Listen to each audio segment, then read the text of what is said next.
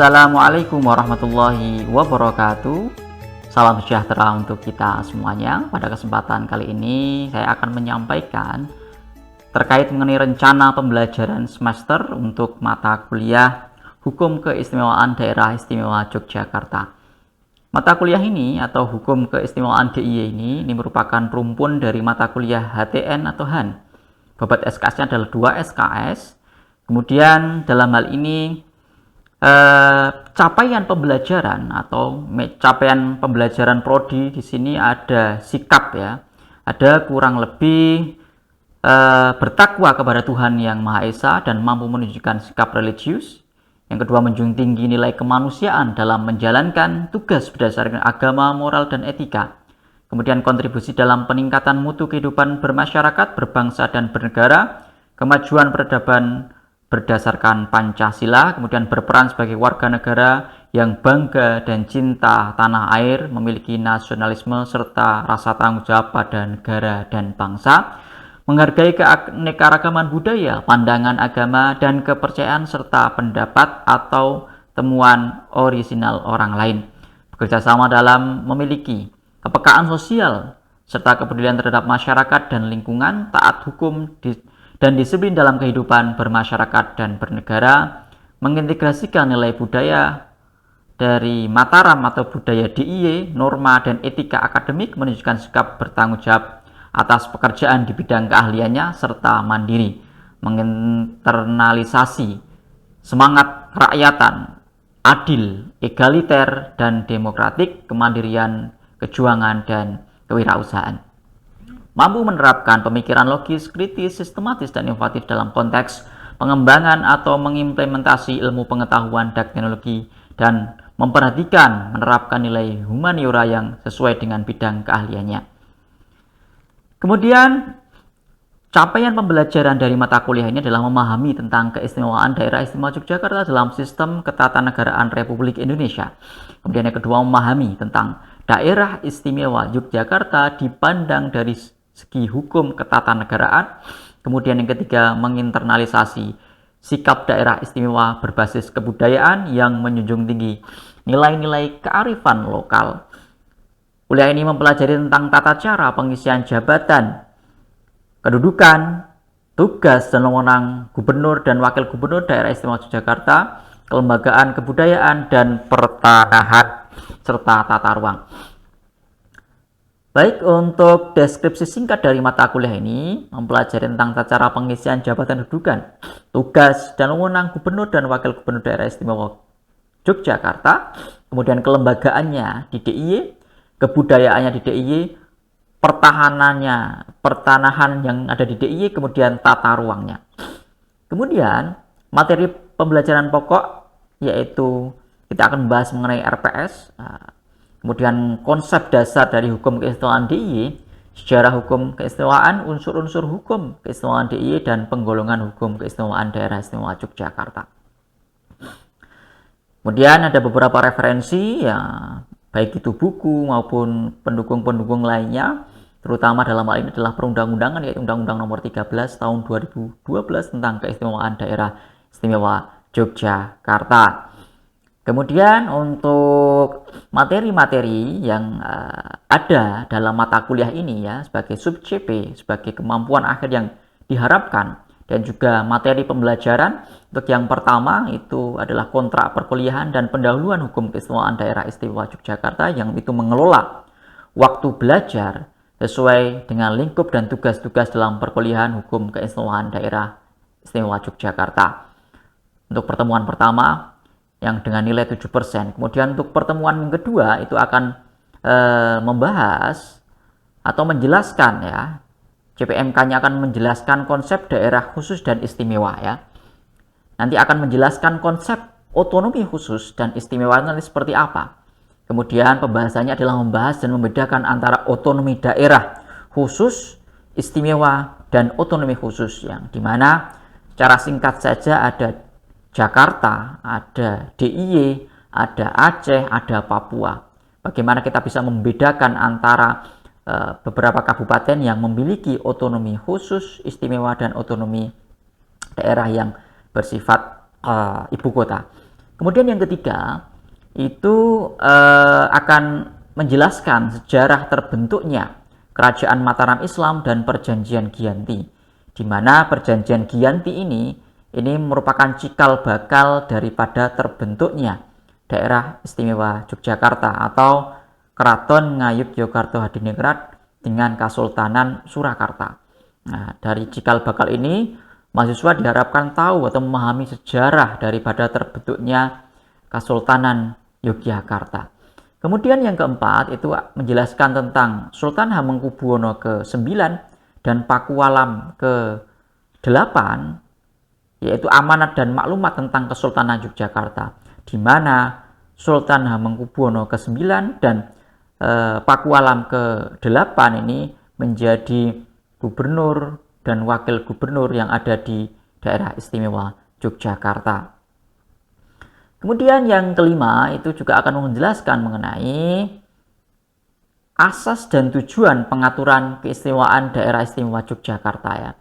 Dari sini asas tujuan di sini diharapkan itu juga bisa mengupas tentang apa? Tentang pemerintahan yang demokratis, kesejahteraan dan ketentraman masyarakat, tata pemerintahan dan tata sosial pemerintahan yang baik, pelembagaan peran dan tanggung jawab kesultanan dan kadipaten yang ada di daerah istimewa Yogyakarta.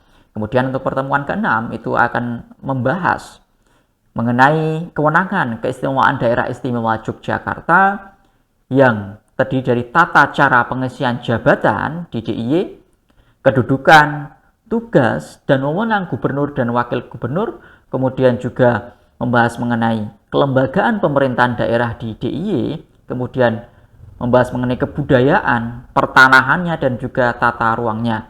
Yang ini mencakup mengenai kewenangan daripada daerah istimewa Yogyakarta. Kemudian pertemuan ke-7 itu akan membahas mengenai DIY yang memiliki bentuk dan susunan pemerintahan yang bersifat istimewa. Ya, berbeda dengan daerah yang lain ya. Mungkin di daerah yang lain tidak bersifat istimewa, tapi di DIY itu bersifat istimewa. Ya, di sana diharapkan mahasiswa itu dapat menjelaskan terkait mengenai bentuk pemerintahan di DIY yang memiliki bentuk dan susunan pemerintahan yang bersifat istimewa. Kemudian menjelaskan susunan dari pemerintahan DIY yang memiliki bentuk susunan pemerintahan yang bersifat istimewa. Kemudian untuk pertemuan ke-8 itu akan membahas mengenai mekanisme dan konsep penetapan jabatan gubernur dan wakil gubernur dalam Undang-Undang Keistimewaan Daerah Istimewa Yogyakarta. Dalam hal ini apa? Dalam hal ini tentunya akan berbeda. Kalau di daerah lain, provinsi lain, mungkin gubernur dan wakil gubernur itu dipilih secara langsung. Sedangkan di DIY tidak demikian ya, karena merupakan konsep keistimewaan tertentu di mana gubernur dan wakil gubernur itu merupakan raja yang ada di daerah istimewa Yogyakarta. Kemudian pertemuan ke-9 itu akan membahas mengenai ketentuan mengenai penataan dan penetapan kelembagaan pemerintahan daerah istimewa Yogyakarta ya. Nanti diharapkan mahasiswa juga dapat menentukan penataannya seperti apa mengenai kelembagaan dan pemerintahan di daerah istimewa Yogyakarta, baik yang ada dalam pemerintahan maupun di dalam keraton. Karena di dalam keraton Jogja pun sendiri ada sebuah kelembagaan tersendiri.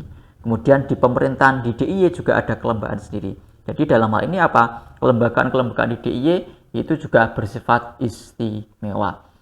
Kemudian yang ke-10, pertemuan ke-10 itu akan menjelaskan mengenai kebudayaan yang dimaksud dalam ranah daerah istimewa Yogyakarta. Salah satu wujud kebudayaannya, salah satu wujud keistimewaan di DIY adalah kebudayaannya. Maka dari itu kebudayaan ini menjadi hasanah untuk memelihara dan mengembangkan hasil dari cipta, rasa, karsa, dan karya yang berupa nilai-nilai pengetahuan, norma adat istiadat, benda, seni, dan tradisi luhur yang mengakar dalam masyarakat daerah istimewa Yogyakarta. Kemudian untuk pertemuan yang ke-11 itu juga akan menjelaskan mengenai penyelenggaraan kewenangan pertanahan kesultanan ya. Makanya di DIY ada istilah namanya Sultan Ground, tanah-tanah yang dimiliki oleh sultan. Makanya dalam hal ini salah satu keistimewaan dari DIY ini adalah pertanahannya yang mungkin berbeda dengan daerah yang lain yang mungkin hanya menggunakan hukum adat dan juga menggunakan hukum agraria yang bersifat nasional. Tetapi di DIY ada namanya tanah kesultanan dan tanah kadipaten Pakualaman. Kemudian yang pertemuan ke-12 itu akan menjelaskan mengenai kewenangan kesultanan dan kadipaten dalam tata ruang ya, dalam tata ruang atau pengelolaan dan pemanfaatan tanah kesultanan dan tanah kadipaten nanti seperti apa. Kemudian pertemuan ke-13 itu akan menjelaskan mengenai perda ya. Perda di DIY ada dua model, ada perda peraturan daerah dan perda istimewa. Ada dua model perda dan juga peraturan gubernur dan keputusan daripada gubernur. Kemudian pertemuan yang terakhir ke-14 itu akan menjelaskan tentang bagaimana pendanaan dan pengaturan keuangan daerah berlaku bagi pemerintahan daerah istimewa Yogyakarta. Ya, maka dari itu ini berkaitan mengenai anggaran pendapatan belanja negara sesuai dengan kebutuhan DIY dari kemampuan keuangan negara. Makanya dalam hal keuangan pun juga ada hal-hal yang bersifat istimewa di daerah istimewa Yogyakarta. Jadi itu untuk mata kuliah hukum keistimewaan DIY, ada rencana pembelajaran semester untuk mata kuliah hukum keistimewaan DIY kurang lebih seperti itu dan akan diberlakukan dalam satu semester dengan bobot SKS 2 SKS. Kurang lebihnya mohon maaf. Saya akhiri. Assalamualaikum warahmatullahi wabarakatuh. Assalamualaikum warahmatullahi wabarakatuh. Selamat pagi.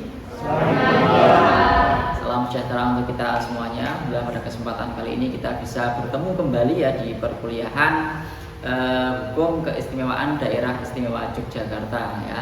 Pada kesempatan kali ini kita akan membahas atau belajar bersama ya tentang asas dan tujuan pengaturan keistimewaan daerah istimewa Yogyakarta ya.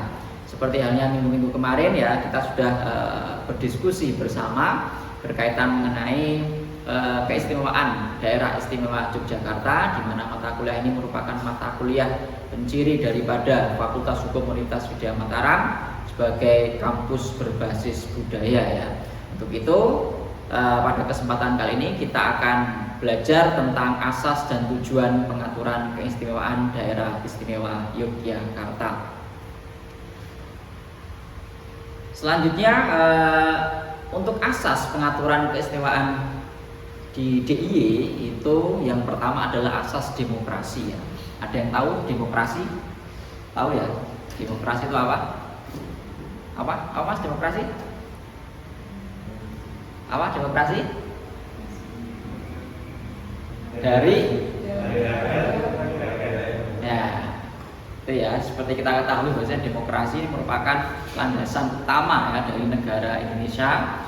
Dalam hal ini berkaitan mengenai asas pengaturan keistimewaan daerah istimewa Yogyakarta itu juga dilandasi dengan demokrasi, di mana pengaturan keistimewaan di sini didasarkan pada prinsip-prinsip demokrasi. Maksudnya apa ya? Maksudnya apa? Meskipun DIY ini kepala daerahnya itu merupakan seorang raja yang tidak melalui pemilu atau pilkada, tetapi dalam prinsip pengaturan di DIY ini juga menggunakan konsep demokrasi ya.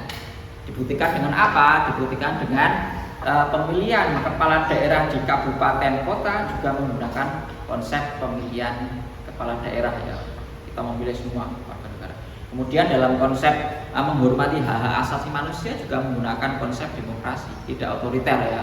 Tidak raja itu sebagai penentu dia bersalah atau tidak dan lain sebagainya, tidak. Tapi apa? Raja hanya sebagai simbol ya, sebagai simbol daripada daerah istimewa Yogyakarta yang tetap berprinsip pada hak-hak asasi manusia ya. Makanya Sri Sultan Hamengkubuwono dari pertama sampai sekarang yang 10 itu juga menggunakan prinsip-prinsip daripada demokrasi ya, tidak menggunakan konsep otoritarianisme ya. Kemudian selanjutnya konsep yang kedua adalah asas kesejahteraan ya. Maksudnya apa di sini?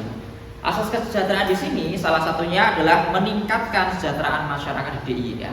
Dibuktikan dengan apa? dana-dana keistimewaan di daerah istimewa Yogyakarta itu juga diperuntukkan juga untuk kesejahteraan masyarakat ya. Saya ambil contoh namanya, sekarang di DIY itu lagi marak tentang pengelolaan sampah ya. Dalam hal ini Sri Sultan Hamengkubuwono ke-10 itu juga sudah menghimbau kepada seluruh kepala daerah yang ada di DIY ya, jika membutuhkan tanah, jika membutuhkan uang, hubungi saya untuk pengelolaan sampah itu seperti apa. Karena akhir-akhir ini kan sampah di kota Jogja terutama itu kan kurang tertib gitu kan. Maka dari itu pengelolaan sampah itu juga perlu adanya upaya ya. Dalam arti apa? Warga yang tidak bisa membuang sampah itu berarti kesejahteraannya kurang. Maka dari itu upaya-upaya dalam hal keistimewaan daerah istimewa Yogyakarta juga berpengaruh terhadap kesejahteraan. Jadi pemerintah daerah istimewa Yogyakarta itu mempunyai andil dalam hal mensejahterakan masyarakatnya, kemudian mengentaskan kemiskinan dan lain sebagainya, itu juga berpengaruh ya. Selain itu juga terhadap layanan-layanan publik ya, layanan publik ya. Sleman ya. Saya ambil contoh di Sleman. Sleman itu merupakan salah satu kabupaten di DIY ya, kabupaten DIY. Itu kemarin mendapatkan peringkat warganya itu peringkat pertama SDM terbaik se-Indonesia, Kabupaten Sleman. Nah, itu menandakan apa? Menandakan bahwasanya DIY itu juga berpengaruh terhadap sumber daya manusia, meningkatkan bagaimana pelayanan publik, bagaimana masyarakatnya itu mempunyai mindset yang maju dan lain sebagainya. Itu salah satu contoh bahwasanya daerah istimewa Yogyakarta itu mempunyai peranan dalam hal kesejahteraan. Itu asas yang kedua. Seperti ungkapan dari Sri Sultan Hamengkubuwono yang ke-9 ketika itu selaku raja dari Yogyakarta, dan juga kebetulan adalah pendiri daripada kampus kita, Universitas Widya Mataram. Ini pernah berpesan, membalas akan membuatmu sejajar dengan musuhmu, tetapi mengampuninya akan menempatkanmu di atas musuhmu. Ini filosofis yang sangat bagus sekali ya, karena berkaitan mengenai ketika kita itu disakiti, maka ketika kita membalas untuk menyakiti, maka kita sejajar dengan musuh. Tapi kalau kita itu disakiti tapi kita membalas dengan sebuah kebaikan, maka kita berada di derajatnya di atas daripada mereka itu sendiri. Makanya ketika ini merupakan landasan ketika Sultan Hamengkubuwono itu kan ketika dulu dijajah oleh Belanda gitu kan, dan juga agresi militer oleh Inggris dan lain sebagainya. Itu kan Raja Jogja mempunyai filosofis sendiri dalam strategi perang, tidak lantas kita langsung membalas ya. Karena apa?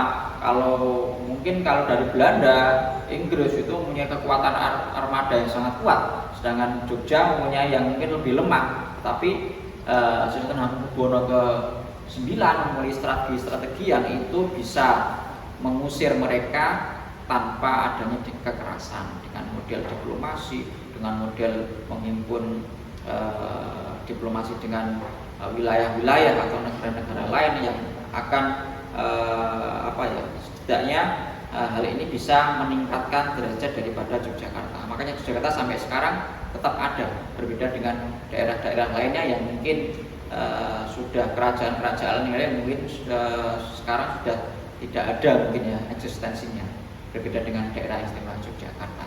Jadi seperti itu. Untuk selanjutnya kita akan membahas mengenai tujuan pengaturan keistimewaan. Itu salah satunya adalah melindungi nilai budaya. Budaya di sini maksudnya apa? Budaya di sana budaya atau tradisi adat istiadat masyarakat di daerah istimewa Yogyakarta. DIY itu memiliki daerah yang sangat kental akan budayanya ya. Budaya, tradisi, dan adat istiadat di Jogja ini sangat kental sekali dengan nilai-nilai kebudayaannya. Maka untuk itu keistimewaan ini bisa untuk melindungi dari nilai-nilai budaya yang ada di Jogja ya. Makanya dalam hal ini apa? dari pihak Keraton Yogyakarta sampai sekarang itu sangat melindungi ya warisan-warisan budaya, baik itu warisan budaya benda maupun warisan budaya tak benda ya. DIY memiliki warisan budaya tak benda paling banyak di Indonesia dibandingkan dengan daerah-daerah lain ya. Sesuai dengan data yang ada di Kemendikbudristek, itu warisan tak benda di Yogyakarta itu 170-an ya, kurang lebih 170-an warisan budaya tak benda, mulai dari tari, mulai dari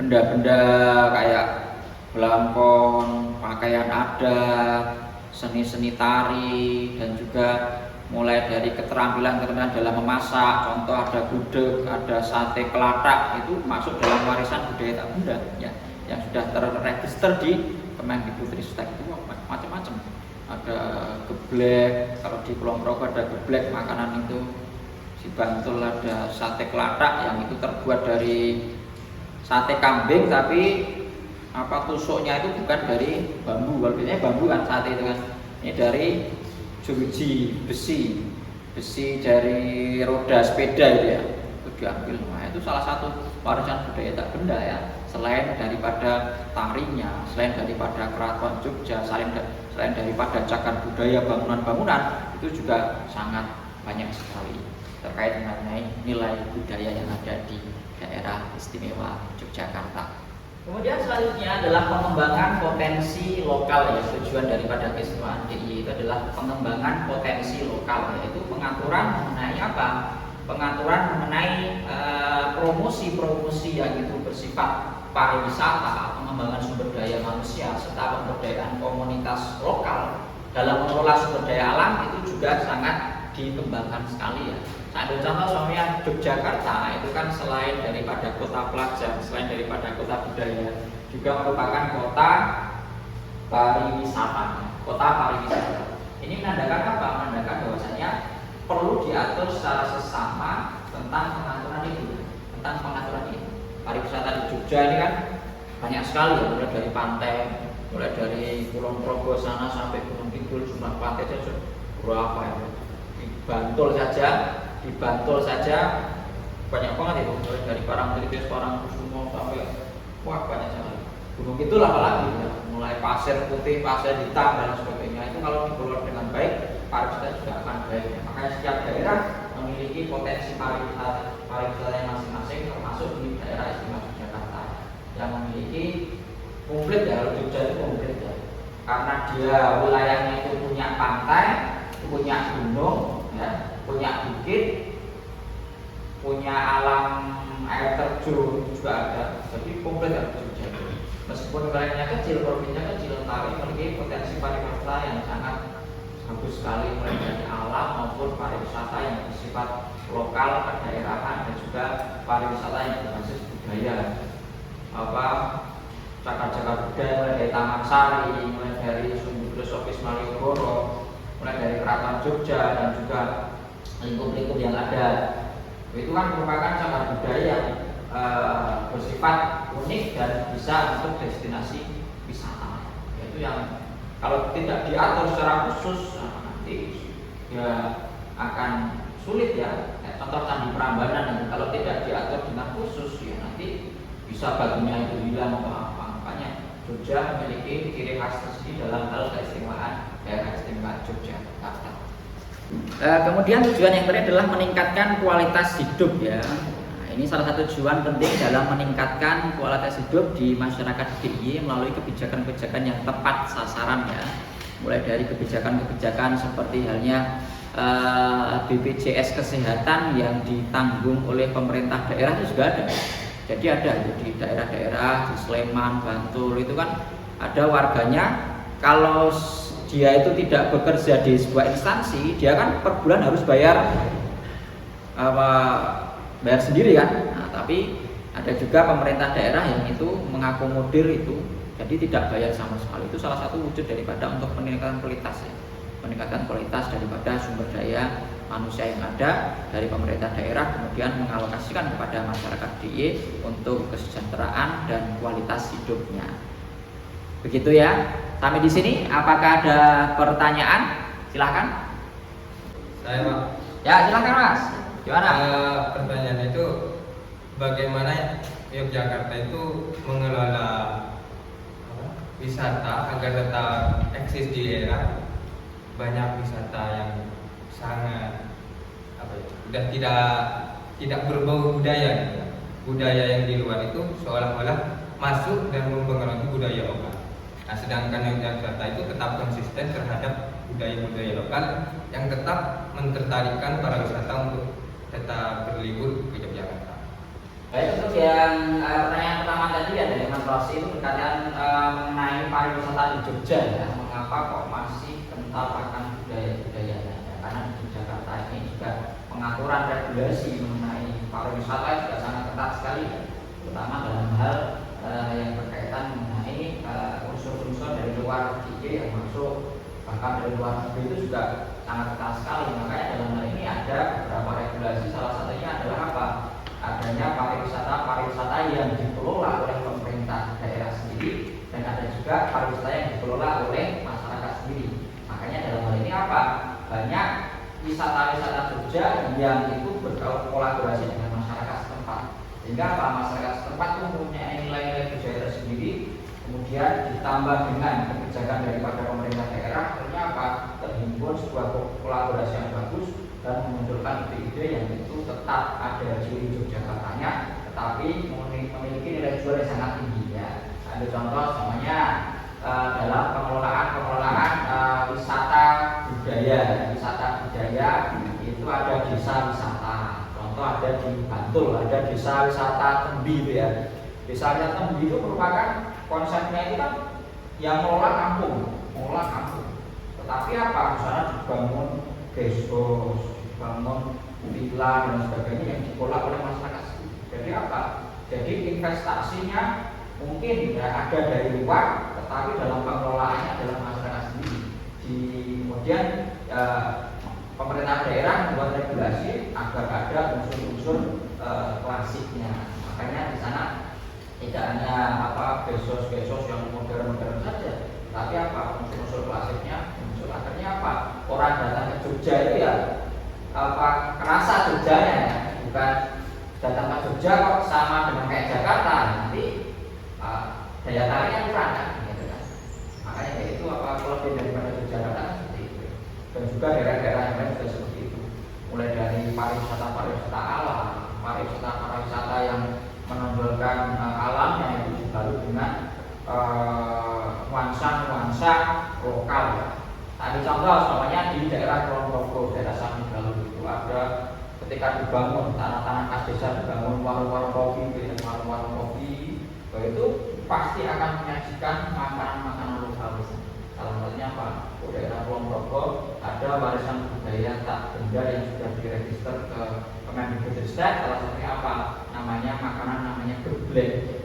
Geblek itu di warung-warung biasanya ada di sana. Padahal itu kan makanan tradisional ya. Kalau orang makan di warung kopi, makan kayak gini sih. Nah, itu salah satu contoh bahwasanya Yogyakarta merupakan daerah yang mungkin sudah maju tetapi tetap mempertahankan budaya lokalnya.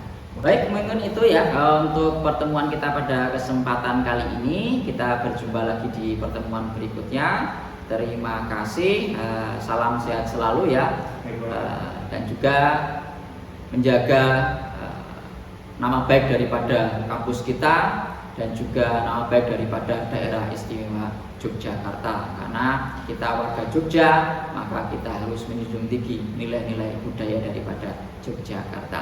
Terima kasih, kurang lebihnya mohon maaf. Assalamualaikum warahmatullahi wabarakatuh.